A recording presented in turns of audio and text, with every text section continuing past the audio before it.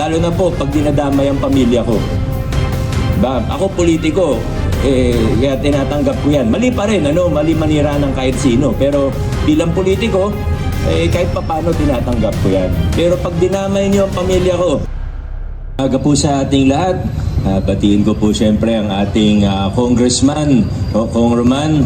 Welcome po sa ating huling flag raising ceremony dito sa current site po natin. Sa susunod na linggo ay doon na po tayo sa temporary City Hall facility po natin. So next week na po ako magkukwento ng mas detalyado tungkol sa ating temporary City Hall at sa mga plano po rito. Pero talagang mahirap, konting abala, hindi lang konti, talagang abala yung gagawin natin. Pero excited na po talaga ako at sana bilang mga empleyado ng ating City Hall ay excited din po kayo.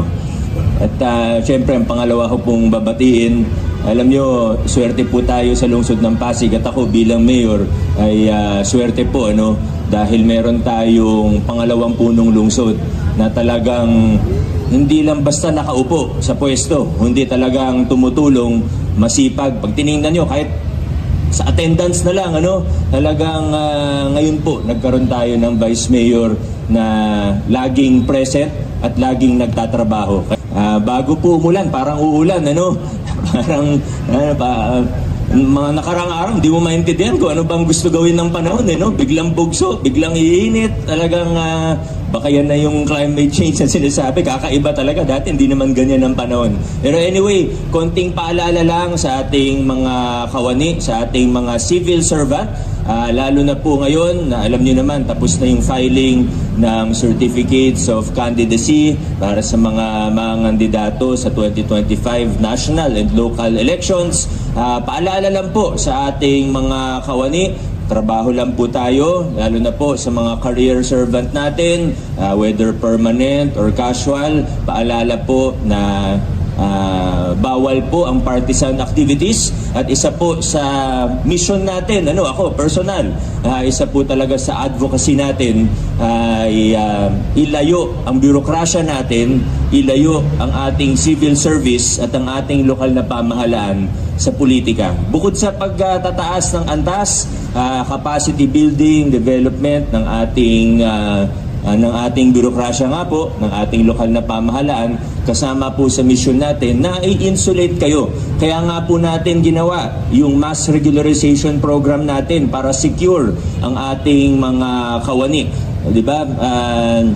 Kaya po natin sinimulan yung mass regularization program na yan na sa totoo lang po, karamihan ng mga politikong nakilala ko, kahit mga kaibigan ko, in-advisean ako na wag mag-mass regularization program pero ginawa pa rin po natin dahil tumitindig tayo sa kung ano ang tingin natin ang tama. Kaya ginagawa po natin yan. Ngayon, alam ko po, may mga iba tayong kasama. Siyempre, may mga kasama tayong aminin natin na medyo, siguro nakaraang ilang dekada, medyo nasanay na talagang medyo mapolitika. So, ito na yung pagkakataon. Kunin natin yung pagkakataon na binibigay sa atin, kunin natin para trabaho na lang po tayo. Alam ko, 99%. 1% lang siguro yung kausap ko naman, kasi yung 99%, karamihan po sa atin dito, lalo na ito, kayo ngayon, institutional sector. So karamihan po ngayon dito, talagang trabaho lang naman ang hanap, ang habol. Pero siguro may 1% tayo ng mga empleyado na nung nakaraan, nasanay po talaga, nasanay po na medyo mapolitika. Kaya ngayon, punta na tayo dun sa tama, ulitin ko po, di ako magsasawang ulit-ulitin. Kaya natin ginawa yung mass regularization program at iba pang mga reforma sa HR. Gusto po natin, bukod sa pagtataas ng antas ng ating pamahalaan, gusto natin ma-insulate sa politika dahil long term, nakikita natin na kapag excellent, kapag malayo sa politika ang ating bürokrasya, ang ating civil service, ay mas magiging maganda po ito para sa ating pamahalaan. So kung pabor man sa akin o hindi, hindi po yan yung point. Hindi po yan yung point. Ang point is gawin natin ang mga trabaho natin, huwag natin kalimutan ng code of ethics natin, huwag natin kalimutan yung mga paalala sa atin ng ating civil service, ng CSC, at kung ano yung nakasaad sa batas, strictly sumunod po tayo. Lalo na po, yung mga iba, sa totoo, may mga naririnig po ako, siyempre yung mga iba nga, medyo political, mga iba, nakikisaw-saw pa dun sa mga ibang paninira. Whether kung anong side, hindi yan yung importante ha. Pero ito lang po, isa lang pong sasabihin ko, isang beses ko lang sasabihin to dito. Sa susunod, magbabanggit ako ng mga specific na tao, magbabanggit po ako ng specific na example. Lalo na po, pasensya na po kung sasabihin ko po ito. Dito mismo sa flag raising ceremony, babanggitin ko po isa-isa ang mga pangalan po ng gumagawa. Kakaintindihan po tayo ha. Ayan, siyempre ibang usapan pag pamilya na yung dinadamay, yung mga galing sa katang isip, inuulit, 'di ba? Para sa political reasons, hindi naman tayo papayag na yan ang gagawin.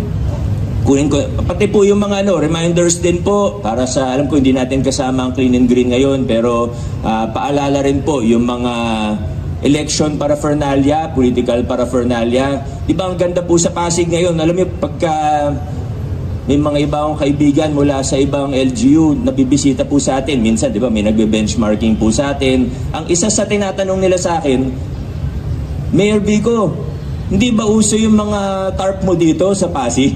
At sinasabi ko, dito sa Pasig, meron tayong anti-EPAL ordinance. Basta proyekto ng pamahalaan, bawal maglagay ng mukha o pangalan ng mga politiko. Proud na proud po tayo dyan. Sa pagkakaalam ko, tayo po ang kauna-unahan na may ganyan klaseng ordinansa.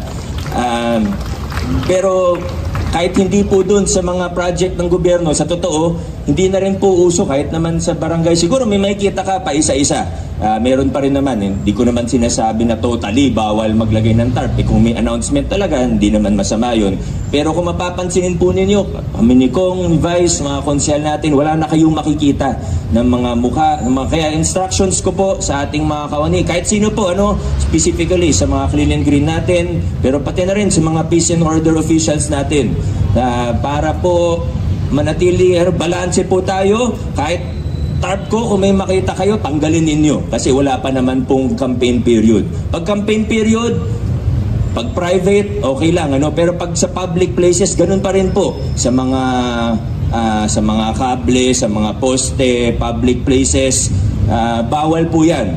Kaya i-enforce natin, gawin natin maayos ang takbo ng dito sa lungsod ng Pasig hanggang campaign period. So meron kayong instruction ko na yan po, pag may nakita kayo mga tarp, pati sa kapulisan natin, lalo na sa mga schools, yan, gusto natin mga kabataan na turuan na natin ng tama. Habang bata pa lang siya, hindi rin nasasanay na, di ba? Dati pag sa bungad ng school, grabe yung mga tarp, naalala po ninyo, di ba? Ngayon, wala nang ganun, i-maintain na po natin. So yan po instructions ko sa mga kasama natin para na rin po sa ating mga kapulisan.